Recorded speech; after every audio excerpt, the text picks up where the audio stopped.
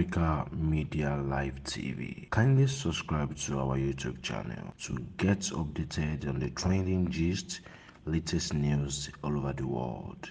Like our page, subscribe, and share with friends. Thank you.